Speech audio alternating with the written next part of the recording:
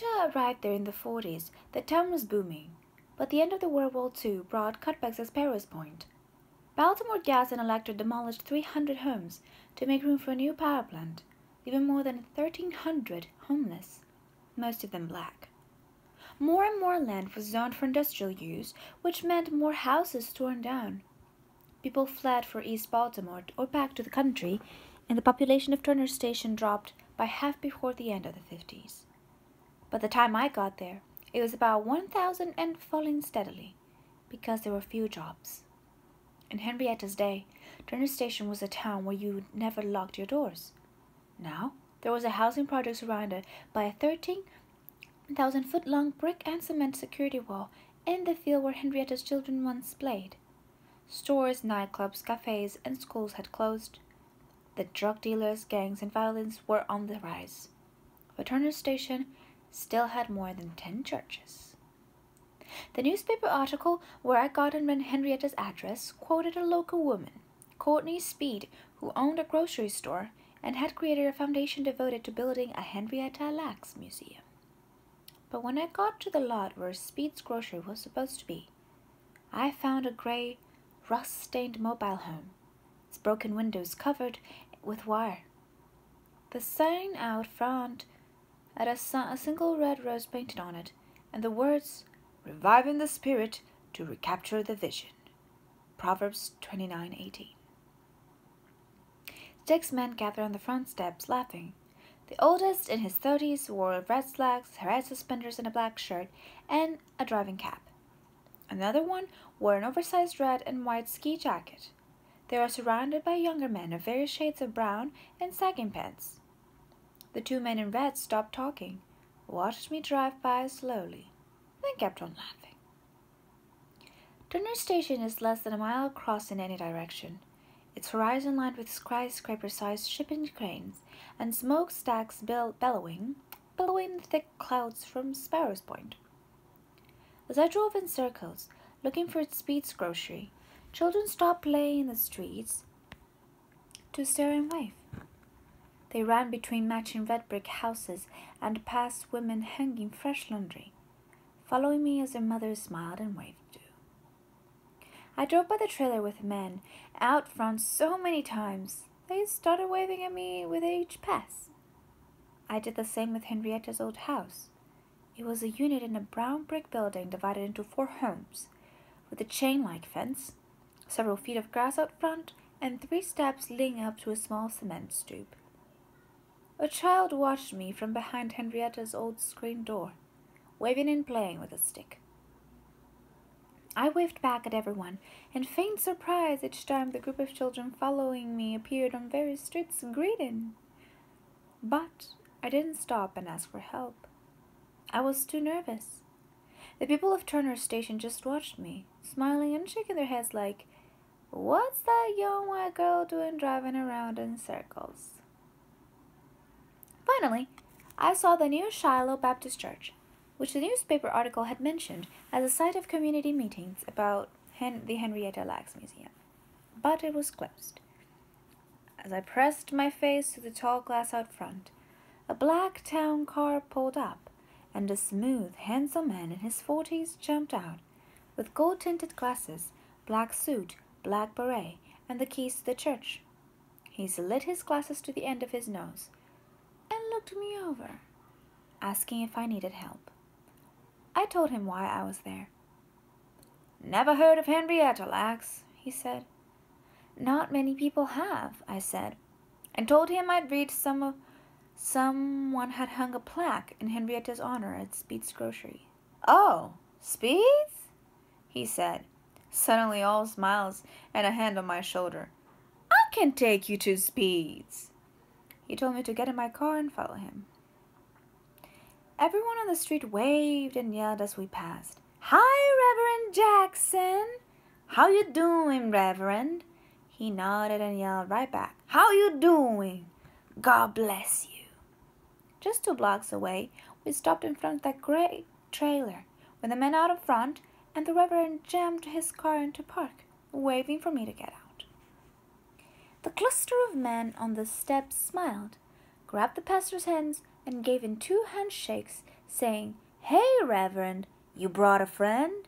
"Yes, I did," he told them. "She's here to talk to Mrs. Speed." The one in red pants and red suspenders, who turned out to be Speed's oldest son, Keith, said she was out and who knew when she would be back, so I may as well grab a seat on the porch with the boys and wait. As I sat down, the man in the red and white ski jacket smiled a big bright smile and told me he was her son Mike. Then there were her sons Cyrus and Joe and Tyrone. Every man on that porch was her son. So was nearly every man that walked in the store. Pretty soon I counted 15 sons and said, "Wait a minute. She's got 15 kids?" "Oh," Mike yelled. "You don't know Mama Speed, do you?" "Oh, I looked up to Mama. She tough. She keep Turner Station in line, boy. She fears no man." The men on the porch all nodded and said, "That's right." "Don't you get scared if anybody come in here or try to attack Mama when we're not around," Mike said, "'cause she'll scare them to death." Speed's sons let out a chorus of amens as Mike told us stories saying, "This man came in the store once yelling, 'I'm gonna come cross that counter and get you.' I was hiding behind Mama and I was so scared. And do you know what Mama did? She rocked her head and raised her arms and said, 'Come on, come on. If you think you crazy, you just try.'" Mike slapped me on the back and all the sons laughed. At that moment, Kearney Speed appeared at the bottom of the steps. Her long black hair piled loose on her head, strands hanging in her wisps around her face, which was thin, beautiful, and entirely ageless. Her eyes were soft brown, with a perfect halo of sea blue around the edges. She was delicate, not a hard edge on her. She hugged a grocery bag to her chest and whispered, "But did that man jump across the counter at me?" Mike screamed and laughed so hard he couldn't answer. She looked at him, calm and smiling. I said, "Did that man jump?" "No, he did not," Mike said, grinning. "That man didn't do nothing but run. That's why Mama got no gun in this store. She don't need one." "I don't live by the gun," she said, then turned to me and smiled. "How you doing?" She walked up the stairs into the store, and we all followed. "Mama," Keith said, "Pastor brought this woman in here. She Miss Rebecca, and she's here to talk to you." Kearney Speed smiled a beautiful, almost bashful smile, her eyes bright and motherly. "God bless you, sweetie," she said. Inside, flattened cardboard boxes covered most of the floor, which was worn from years of foot traffic. Shelves lined each wall, some bare, others stacked with Wonder Bread, rice, toilet paper, and pig's feet. On one, Speed had piled hundreds of editions of the Baltimore Sun, dating back to the 1970s, when her husband died. She said she'd given up replacing the windows each time someone broke in because they just do it again. She'd had hung handwritten signs on every wall of the store. One for "Sam the Man Snowballs," other for a sports club, church groups, and a free GED and adult literacy class. She had dozens of spiritual sons, who treated her no different than her 6 biological sons. And when any child came to buy chips, candy, or soda, Speed made them calculate how much change she owed them. They got a free Hershey's Kiss for each correct answer. Speed started straightening the items on her shelves so each label faced out, then yelled over her shoulder at me, "How did you find your way here?" I told her about the 4 maps, and she threw a box of lard onto the shelf. "Now we got the 4 map syndrome," she said. "They keep trying to push us off the earth, but God won't let them. Praise the Lord, He brings us the people we really need to talk to." She wiped her hands on her white shirt. "Now that He brought you here, what can I do for you?" I'm hoping to learn about Henrietta Lacks, I said. Courtney gasped, her face suddenly ashen. She took several steps back and hissed. You know Mr. Cofield? Did he send you? I was confused. I told her I never heard of Cofield, and no one had sent me.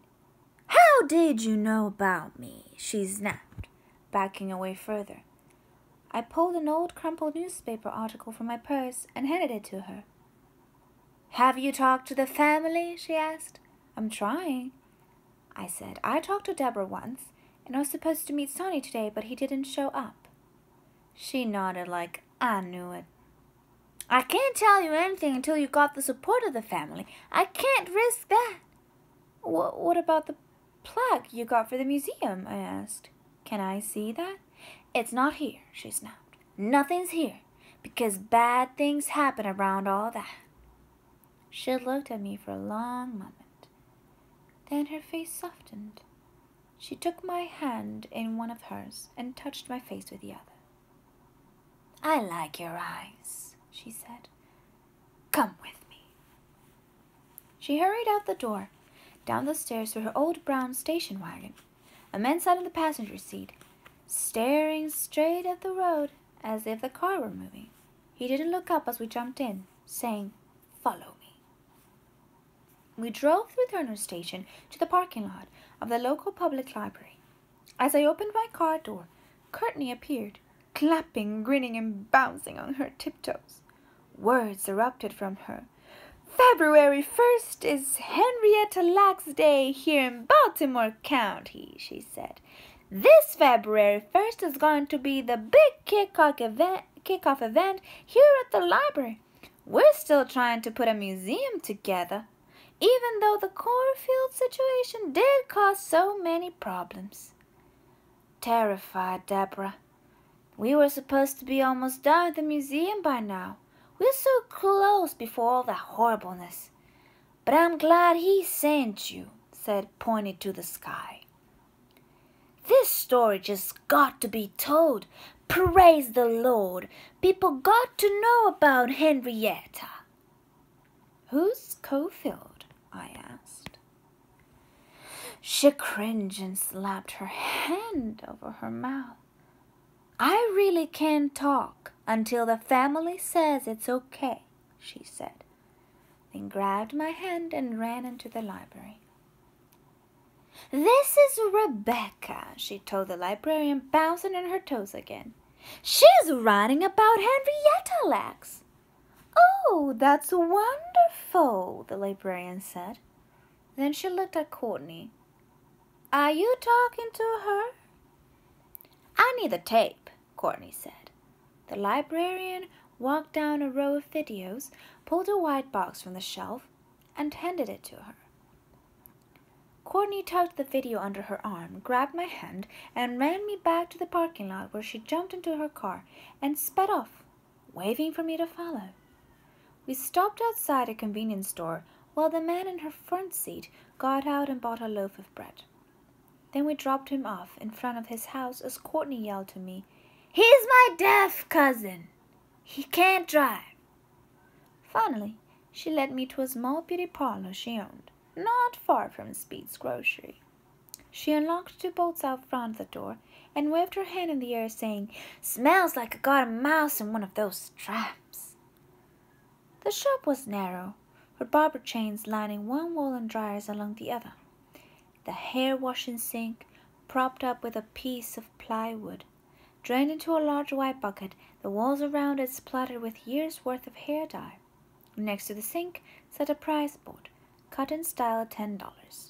Press and curl 7. And against the back wall, on top of a supply cabinet, sat a photocopy of the picture of Henrietta Lacks, hand and hips, in a pale wood frame several inches too big. I pointed to the photo and raised my eyebrows. Courtney shook her head. I'll tell you everything I know, she whispered.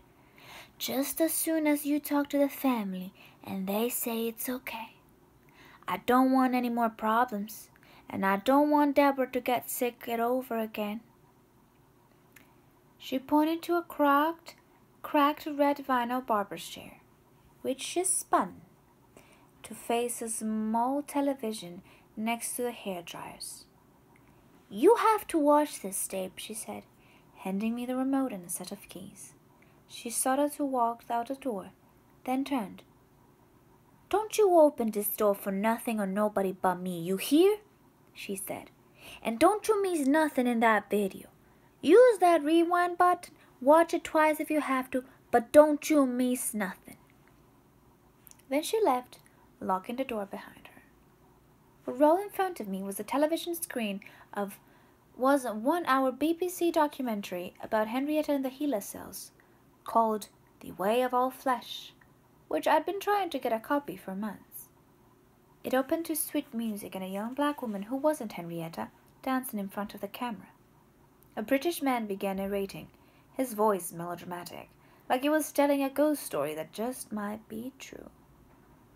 "In 1951, a woman died in Baltimore in America," he said, pausing for effect. "She was called Henrietta Lacks." The music grew louder and more sinister as he told the story of her cells. "These cells have transformed modern medicine. They have shaped the policies of countries and presidents. They even became involved in the Cold War, because scientists were convinced that in her cells lay the secret to how to conquer death." What really grabbed me was footage of Clover, an old plantation town in southern Virginia, where some of Henrietta's relatives still seemed to live. The last image to appear on the screen was Henrietta's cousin Fred Garrett, standing behind an old slave shack in Clover, his back to the family cemetery, where the narrator said Henrietta lay buried in an unmarked grave. Fred pointed to the cemetery and looked hard into the camera. "Do you think them cells still living?" he asked. "I talking about the grave." He paused, then laughed a long, rumbling laugh. "Hell nah," he said. "I don't guess they are. But they're still living out there in their test tubes. That's a miracle." The screen went blank, and I realized if Henrietta's children and husband wouldn't talk to me, I needed to visit Clover and find her cousins. That night, back at the hotel, I finally got Sonny on the phone. He said he had decided not to meet me, but wouldn't tell me why. When I asked him how to put me in touch with his family in Clover, he told me to go there and find them myself. Then he laughed and wished me luck. This is the end of chapter 9.